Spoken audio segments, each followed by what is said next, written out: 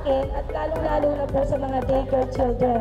Kasi po medyo makakagalaw na po sila ng maayos, magiging comfortable po sila kumpara po doon sa dati ng daycare. Chikiting na mag-aaral po sa darating na pasukan, I'm sure mas excited po yung mga mami na talagang hindi na po dadalhin sa ibang barangay, talagang dito na lang po sa inyong barangay. Itong daycare ay isa sa pangunahing pangangailangan ng ating barangay.